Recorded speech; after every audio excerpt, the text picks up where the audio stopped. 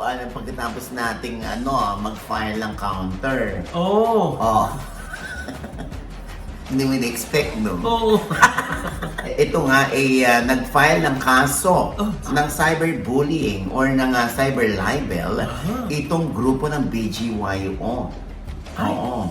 Itong BGYO ay may mga pangit na track record. Isa o dalawa sa miyembro ng BGYO sexual harasser. Nagda-drugs daw, naging drug lord naman. Naku, lagot kayo. Nakuha yung identity nyo. Ang tatanga ninyo. Hindi nyo man lang na-private. Iyan kuya na nagamit si Kim Chu sa promo ng pelikula niya kuya. And hindi naman dinidikta ni si Yan Lim sa kanila. Itanong niya sa akin si Kim Chu. Oo, pero kuya, pwede niyang sabihin kagad sa guesting niya na wala ng Kim Chu question. Si Vice ay tatakbo bilang mayor ng Manila? Or tatakbo siya bilang senador?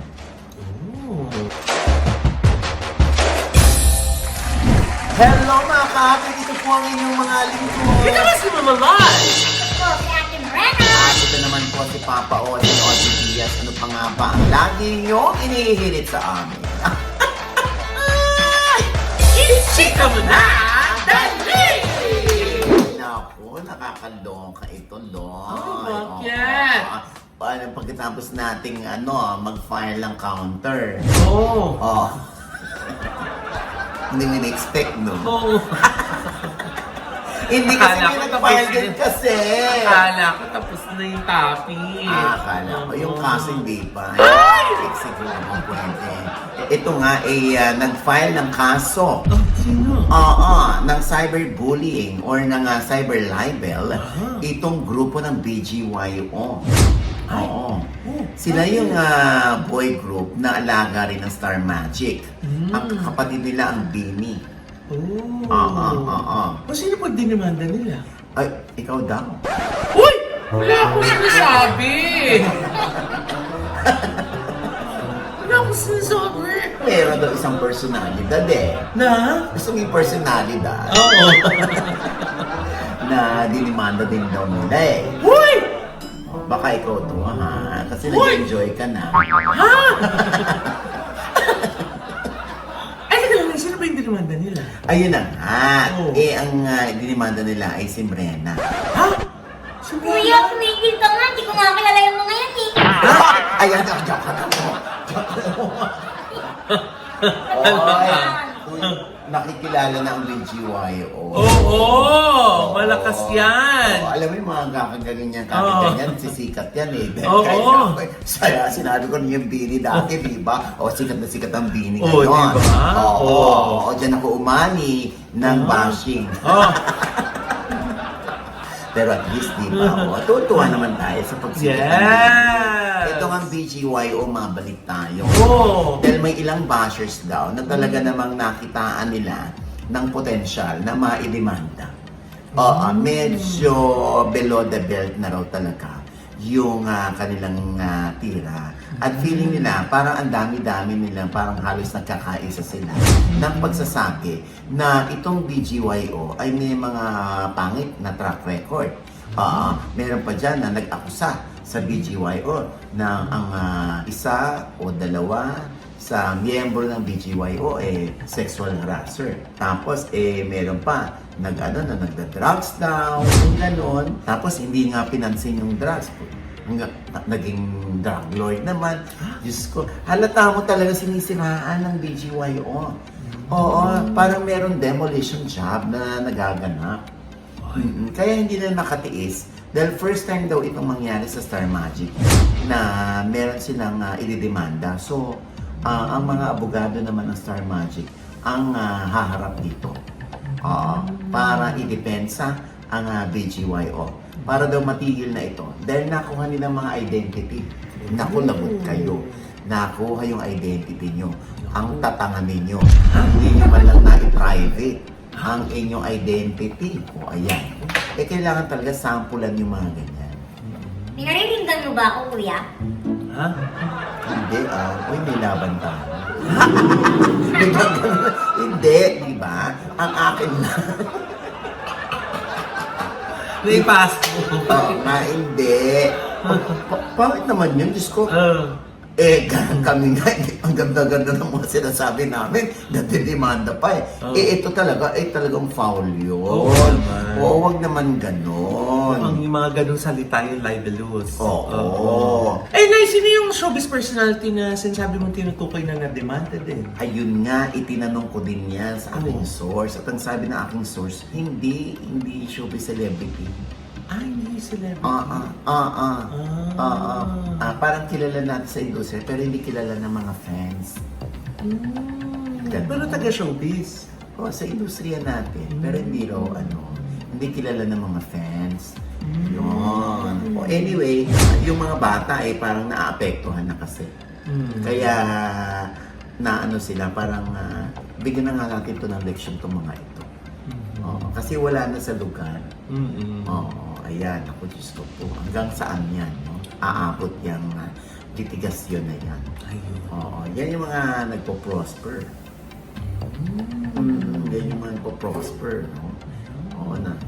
Ganun ka lang ng ganun. Wala na ito. BGYO to. BGY mo. Kaya nga.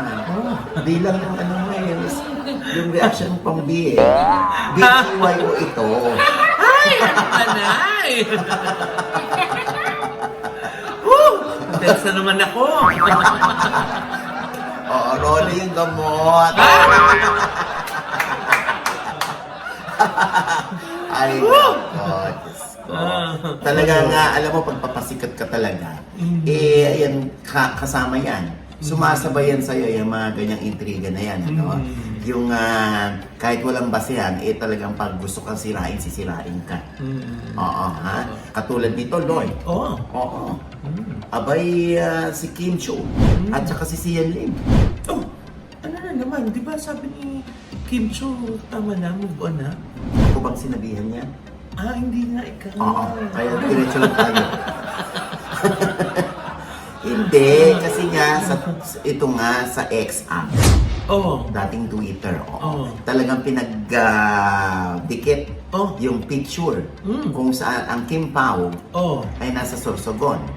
At pagkarami-raming tao. Sa kanilang kapamilya caravan. At ito naman sa Fisher Mall, kung saan ginanap, yung mall show ni Sian Lim ay punong-puno rin. Ng mono-black chairs. Hindi sinasabi nila na punong-puno rin ng mono-black chairs. Ayan. See? Yung ganyan talagang ang mga fans na. Ang mga nakakakita ng mga pangyayari. Yung sa Kim Pao sa Sorsogon, top shot yan. Daming tao, hindi mahulog ang karayom. Parang wala ka makitang monoblock nga, Ayan, yung mga simpleng banat ni Loy, no? Ay, hindi ko, may nakakita ka ba? Yung banat Gamot! Huwag kang mag-alala, hindi naman libelous yan. Okay, so... Gamot! Ay, nako. So, di ba? Hanggang kailan natin laging ikukumpara o pagsasabungin ng Kim Chiu at ang Sian Lim.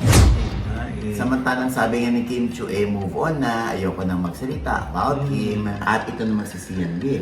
Siyan, kuya, na nagamit si Kim Chiu sa promo ng pelikula niya, kuya. Wala po kaming sinabi. Simple na lang po. Hindi naman sa nagamit na. Nagkataon lang na si Sian Lim, kapag ini-interview, talagang kasabay na nun itatanong sa kanya si Kim Chiu. Kahit sinong report, itatanong si Kim Chiu sa kanya. Di ba? Kahit wala na silang dalawa, tinatanong pa din.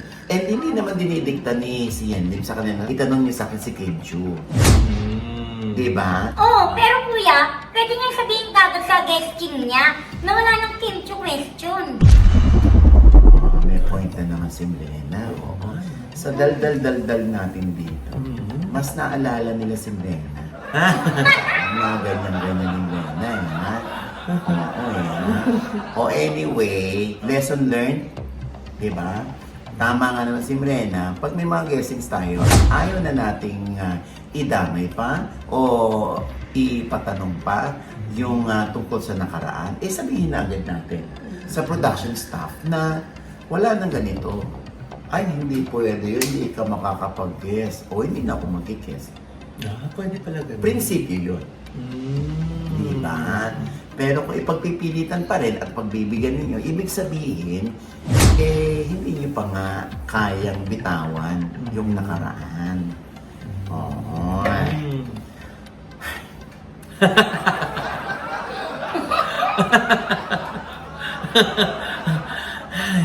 Diba? Napabuntong hininga na lamang tayo. Yes. Katulad nito, na-viral ito Alin? Ay, Diyos ko, si, Bel Daza. Si Isabel Daza. Si Isabel Daza, oo, yung anak ni Gloria Diaz. Yes. Miss Universe 1969. Yes. Oo. Kaya na-viral, kasi nga, parang pumasok siya sa trabaho ng isang flight attendant.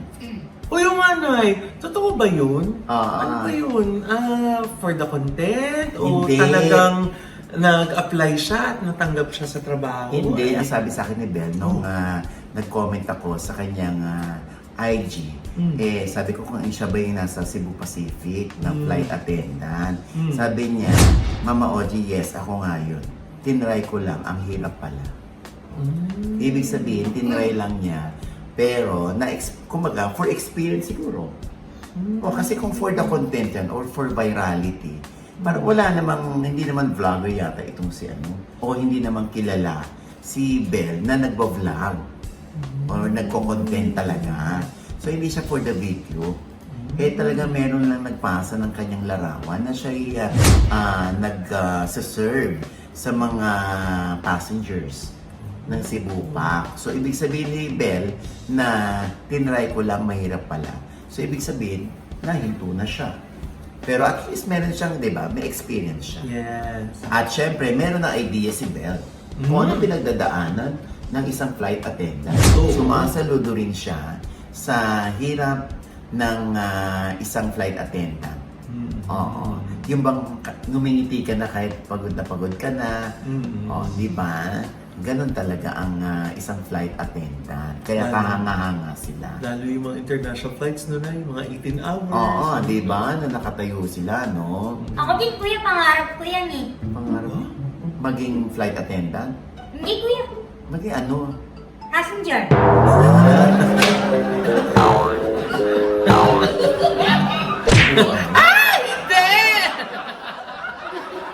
Hoy, ito, nasagap ko lang naman. Ay, Oo. kinakabahan ako minsan sa nasagap mo. Hindi. Hindi. Kasi di ba taga Manila ako? Oo. Doon ako pinanganak sa Sampaloc. Sa Loreto. Oo, baklang Sampaloc ito. Oo. Hindi, may nagtatanong sa akin doon, mga kapitbahay ko. Oo. Uy, totoo bang tatakbo dito sa Maynila bilang mayor si Vice Ganda? Talaga? Alam mo, si Vice Ganda kasi taga Tambunting yan. Oo, sa Abad Santos. Malapit sa Tuntong. Oo, tsaka sa Divisoria. Oo. Alam mo ba, si Vice kung hindi ako nagkakamali, kung hanggang ngayon ay isinasagawa pa rin niya at naging panatanan niya, yung mga bata ron ay kailangan kumain tuwing umaga bago pumasok sa school. Meron siyang budget for that. Talaga? Yes. Oo. Meme. Oo. Pero yun nga para mayor. Aba, may karapatan naman si Vice. Ay, oo naman. Oo, in fairness. Actually, hindi lang naman yan ang narinig ko. Ay, Oo. meron pa. Meron din daw humihimo kay Vice na tumakbong senador. Oh, Oo, this midterm election. wow. Oo, dahil kakayanin daw ni Vice mag number 1. Oh. Oo. Pero kung kilala ko ang lola mo, Oh. hindi ko pa yan tinatanong ha, Mm. pwede niya siguro i-consider, pero pag-iisipan niya ng masinsinan niya, malaliman yan. Oo. Kasi sinabi sa akin dati ni Vice na ang hirap yung mag-aano ka lang, parang didepende ka lang sa gusto, itinutulak ka ng mga tao. Dapat talaga gusto ng puso mo. At saka hindi ito ang first time na parang dati pa siya. Dati pa. May mga naghihimok sa kanya, di ba? Oo. Kaya tatanong na rin natin dito kung totoo ba si Vice ay tatakbo bilang mayor ng Manila?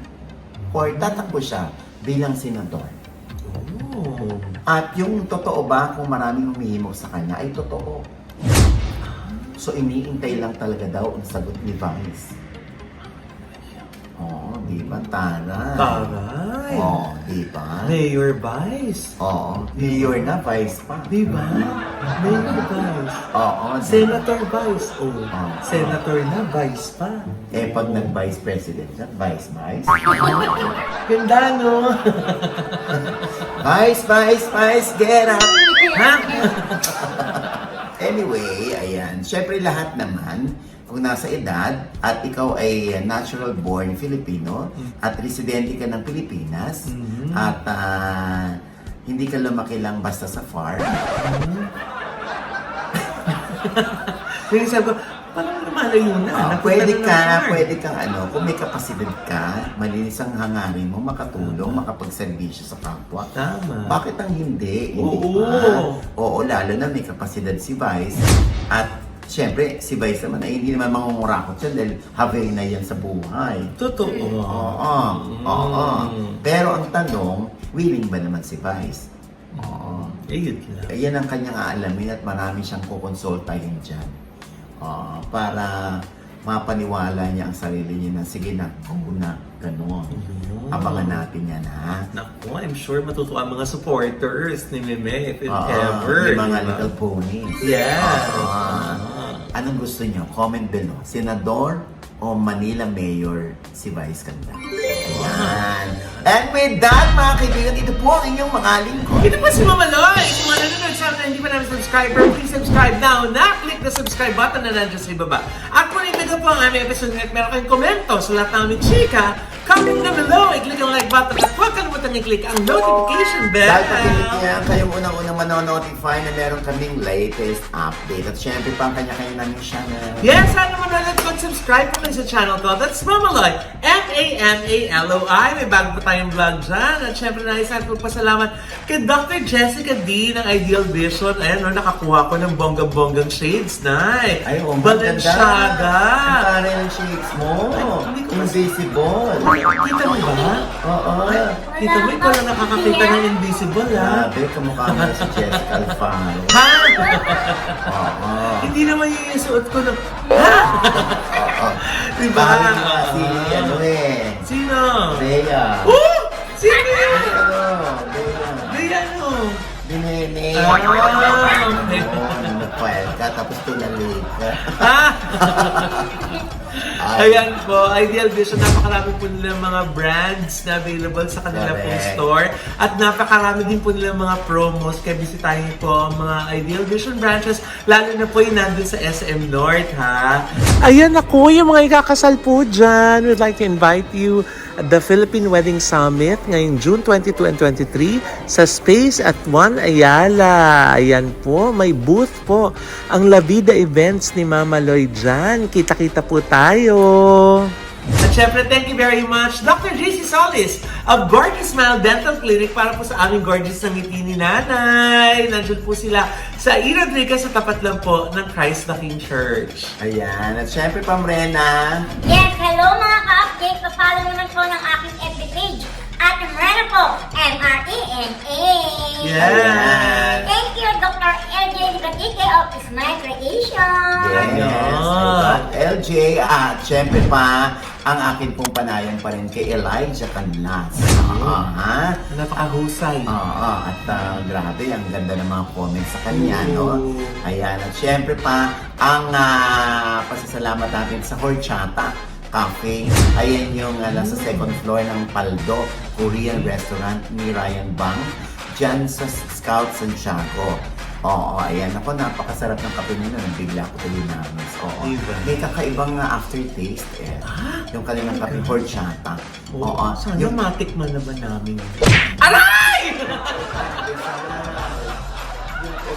Gusto ko lang naman tikman! Ang sarap ng egg pandesal nila doon. Halika na! Ayun na, meron pa ba?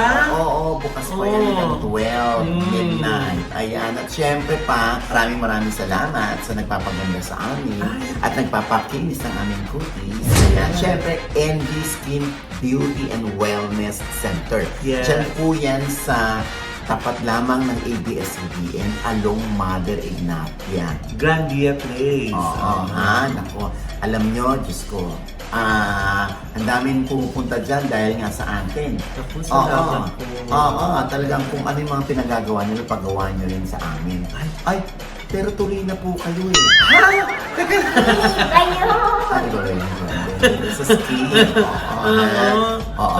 Marami, mga bagong makina nila, no? Ay, Oo. top of the line. Oo. Custom made. Yes, Diyos ko. Oo. Oo, ha? Siyempre, pang aming pasasalamat sa aming abogado. Oo. Ayan, aming legal counsel, Attorney Reggie Tonggol. Yes. Oo. At siyempre sa kanyang mga associates. Yes. Maraming salamat. Thank you, Salamat attorneys! Ang gagaling ng mga associates mo. Ha? Oo. Attorney Reggie, no? Lalo ka na. Oo, Yes. ha? Thank you sa lahat ng pagdedepensa at pagmamahal. Ha? At syempre, maraming salamat sa Tiger Wings. Ayan, Yes. nagpapakain ko sa amin dito ngayon. Ano? Na-miss ko yung alio-olio nila. Tsaka yung Yes. chicken wings. Ay, Yes. Diyos ko po. Kaya naman, tumadami nanganganak ang mga branches nila. Dami. Andiyan sila sa Dapitan, sa Pinoval. Ha? At meron din sila dito sa Panay At Yes. meron din sila sa Quezon Province. Oh! Na dinadayo. Diyos ko, gabi-gabi na lang. Oo. Yan ang dapat na nabaviral. Oo. Yes. Yung masarap talaga. Oo. Kaya nga yung iba nagpapasalamat sa ibang vloggers. Oo. Kasi nga, maraming salamat daw sa ibang vloggers. Oo. Dahil kundi dahil sa inyo, hindi namin alam kung saan yung mga hindi masasarap. Ano tinatanggap ka? Hindi, wala. Nabasa ko lang sa isang quote. Oo, yan. Ba't ka natatawa, Rena? Oo. Wala, hindi yan. At syempre pa maraming salamat sa Lechon de las Piñas. Pakasasarap, ang daming umorder sa kanila. Mula Diba? nang na-post ko yun. Diyos ko, Ay, sa hindi ko totoo lang, natikman. masarap talaga. Hindi Oo, ko hindi mo na natikman. kailangan lumuwas ng Cebu. Oh? Sa kanila lang, Diyos ko, para ka nang nasa Cebu. Nakaano ka ng Cebu Lechon. Talaga? Oo, bongga yan, ang Lechon de las Piñas. Ayan. At syempre pa, ito pa rin po yung lingkod. Papa Osin OG Diaz, na laging nagsasabi at nagpapaalala sa inyo na sa tuwing gigising tayo tuwing umaga, huwag na huwag po tayong makakalimot na magpasalamat sa Panginoon dahil tayo kanyang ginising. Ibig sabihin, may mission pa rin po tayo sa buhay. Sabay sabing! Every gising is a blessing! At ano pa nga ba ang lagi nyo hinihilit sa akin? Isika mo na! Dandi! Sabi ko na hindi natikman yung kape ni Ryan, daming lechon. Oo, mas marami ka pang hindi matitikman. Dahil tataunin kong wala ka. Ayun. Pero may panaparinggan ka. Wala. Alam mo, Diyos ko, yung pinariringgan ko yung Coco Pandan. Oo, yung Coco Pandan, apakasarap na bigas. Yes. Yung may XTN/mutya doon sa ilalim, yun ang Yes. original. Amoy pandan, lasang pandan pag Ang isinaing. sarap. Pagkain Oo, na promise. lang. Oo, ha? Diba? Yan ang ating inaasahan, no? Yes. Tapos bakit ka kanina parang nangingipit? Bakit? Wala, kuya. Kasi parang may pinariringgan ka eh. Sabi ko naman. Ay. Anyway, alam ko namang malikot ang kamay mo. Oo, ha? Nakakaloka ka. Siya pala yung pinaparinggan mo. Nangangagkawala na yung mga ano. Oo. Kuya, may hilang. Hindi ko kayo eat. Ayun. Sabi ko, yan na yun ha. Ay, wag naman yan!